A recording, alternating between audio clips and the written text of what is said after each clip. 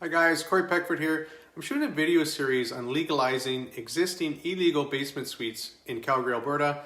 So the city has defined a timeline where they're going to treat this suite differently. So if it was done prior to March 2018, they treat it differently than if the suite was built after that time period. This video series is going to focus on the pre-existing before 2018 suites.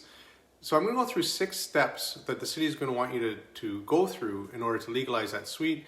The first step is reviewing the existing suite, and it has to actually have all of this criteria in place, or these elements, for the city to recognize it as an existing illegal suite. If it doesn't have these, then the city may come back and say, no, it's not an illegal suite, and we're not going to actually legalize it. So these things that it's going to require, one is obviously a bedroom, a sleeping area, it's got to have its own bathroom, its own kitchen, cooking facility, and a living room, and it also requires a separate entrance. So let's say it's missing one of these elements. It doesn't have the stove or the cooktop, but it has everything else.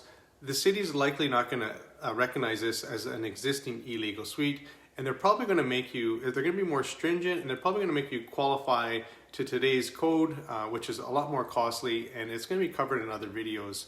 But so you want to make sure you have all those elements in place, especially if you're going to buy a property, just to ensure that the city is going to recognize this as an existing illegal suite. So once you've done the review, the suite's been deemed as existing, the second step you're going to need to do is prepare your documents and information for the city. You as an owner are going to have to sign a declaration and give that and provide that to the city. You're going to have to provide colored photos. So they're going to want photos of all these items that I talked about, but they're also going to want pictures of the yard. They're going to want pictures of the mechanical room and that kind of stuff as well. So how long does this permit process take? It can take up to 10 to 12 weeks because the city is still going to want to put signs around the property. They're going to want to notify the neighbors and let them know that there's been an application for the zoning change.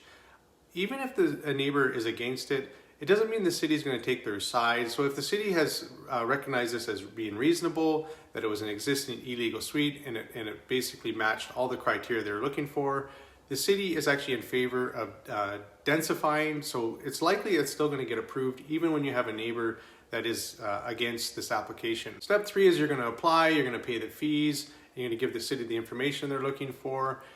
They are waiving the development permit till December 2023. You'll save about $500 with that by waiving that fee.